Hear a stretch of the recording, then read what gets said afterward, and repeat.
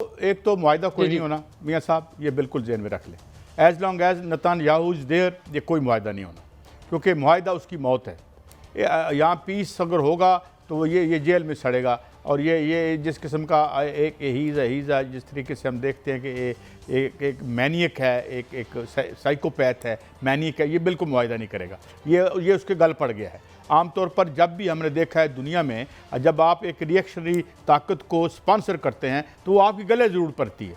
MQM हमारे गले पड़ गई थी, जानते हैं। और भी आप देखते रहें, ये इसी तरह होता है कि जब आप एक अपनी किसी वक्ती मफाद के लिए करते हैं। अब एक तो नंबर 1 ये मुआहिदा नहीं होगा, ये जंग से ही तय होगी बात मेरी। तो अब I would love to be proved wrong, लेकिन ये ऐसे नहीं होगा। दूसरी बात ये है कि एक है, अगर अमेरिका पीछे नहीं हटेगा, मेरे ख्याल में उसको यहूदी लॉबी पीछे हटने नहीं देगी, मगर इस वक्त वो इतने लो है उनका जो स्टॉक्स हैं दिफा के लिए, कि ये इतनी बड़ी तबाही होगी इससे। और मेरे ख्याल में ईरान को एक शदीद ज़ख्म पहुँचानी पड़ेगी, ईरान को यानी इजराइल को एक शदीद नुकसान और ज़ख्म, एक प्रोहिबिटिव कास्ट जो है वो देनी पड़ेगी ईरान को, जो कि वो दे सकता है। और उसकी वजह यह है कि खबरें ये आ रही हैं कि ये जो का पीरियड आया था बीच में, इसमें रशिया और इवन वहाँ पे यहाँ तक कह रहे हैं, अमेरिकन दानिश्वर कह रहे हैं, कर्नल डगलस मैकग्रेगर जैसे लोग कह रहे हैं कि वहाँ पर रशियन और चाइनीज़ जो मशीर हैं, जिसे एडवाइजर्स कहते हैं जंगी, वो भी वहाँ मौजूद हैं इस वक्त। और फिर उसने ये दलील ये दी है कि जब आप यूक्रेन में जाके रशिया को मरवा रहे हैं या मरवाने की कोशिश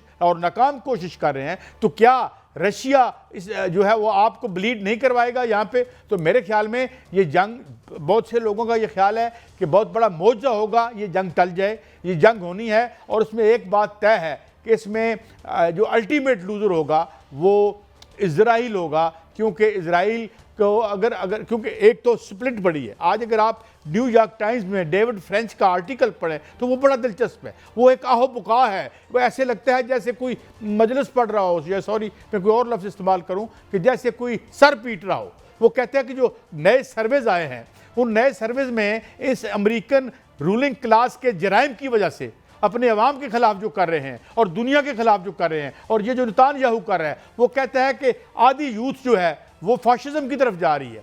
34% यूथ, मैं न्यूयॉर्क टाइम्स के फिगर कोट कर रहा हूं, 34% यूथ। और उसमें वो बिलबिला रहा था, रो रहा था कि 34% नौजवान हमारे जो हैं वो तो कहते हैं हमें कम्युनिज्म दे दो, जो वो तो इतना खौफनाक है, उसमें तो ब्लड शेड होता है और ये हुआ था वो हुआ था। मैंने कॉलम पढ़ा, मुझे हंसी आई और मुझे तरस भी आया कि ये हालत हो गई है अमेरिकन एम्पीरियलिज्म की, और उनकी सोसाइटी में इतनी बड़ी स्प्लिट है। तो मैं नहीं समझता नेतन्याहू के होते हुए जंग खत्म होगी। ईरान को एक बार फिर कुर्बानी भी देनी होगी, और फतह भी पहले भी उसके नाम थी और अब भी फतह उसी के नाम होगी। जी मियां साहब, this is my understanding, because ये लातों के भूत हैं। देखिए काजी साहब, असल में जो अमेरिका है वो तो जंग नहीं लड़ सकता। अब अमेरिका जंग से निकलेगा, क्योंकि अमेरिका जंग नहीं लड़ना चाहता। काजी साहब, जो ट्रंप जो है, अगर उनके आप दबाव की बात करें तो वो इतने दबाव में हैं कि जो मेडिकल रिपोर्ट उनकी आई है उस पर लिखा गया है बाकायदा तौर पर कि उनके हाथों पर जो है वो नील पड़ते हैं, उनके हाथों को नील को छुपाने के लिए और मेकअप किया जाता है। वो बहुत ज्यादा असाबी दबाव में है, इसमें कोई शक नहीं,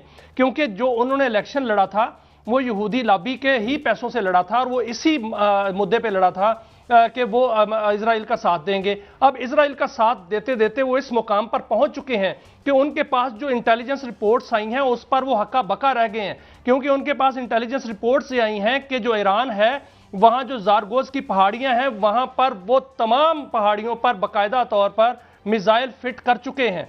एक ही दफा 100 हमला जो है वो एक लहर जो है वो जारी की जाएगी।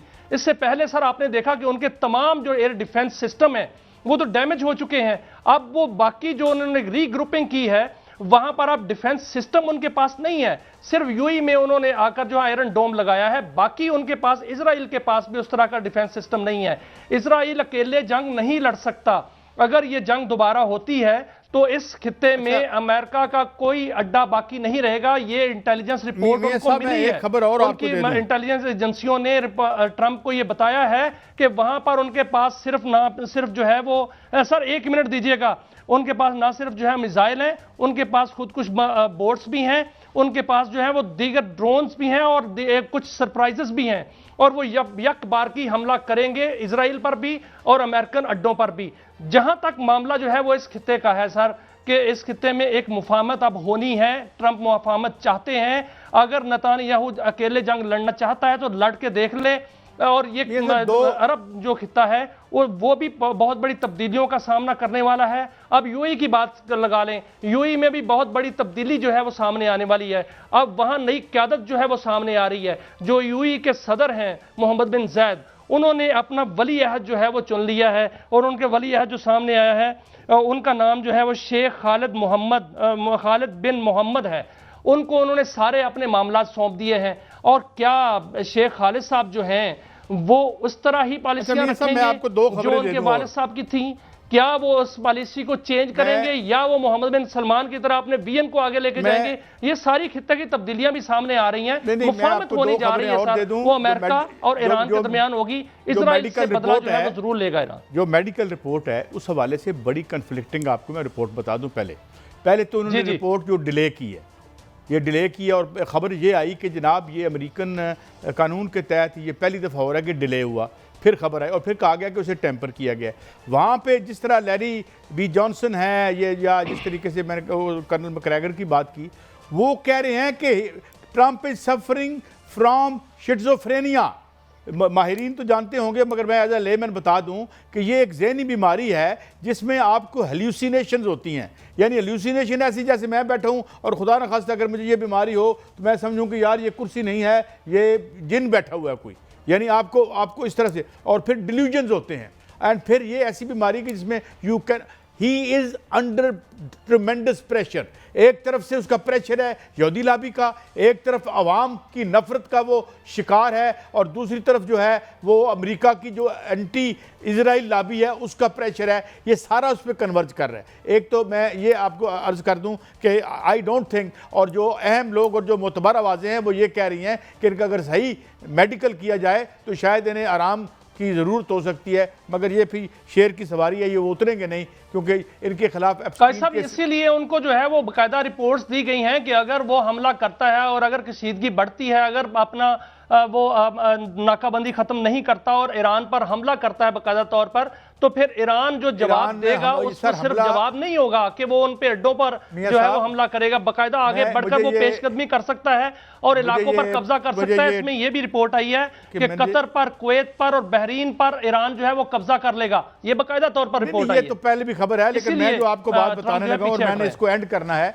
मगर मैं ये भी बता दूं कि अगर कोई मुल्क उसको रीफ्यूलिंग के लिए नहीं देता, जितनी जहाज़ों की कैपेसिटी है उन्हें 2 दफ़ा फ्यूलिंग चाहिए ईरान पर हमला करके वापस आने के लिए, और कोई भी FGCC का मुल्क ये फैसिलिटी देने को तैयार नहीं है।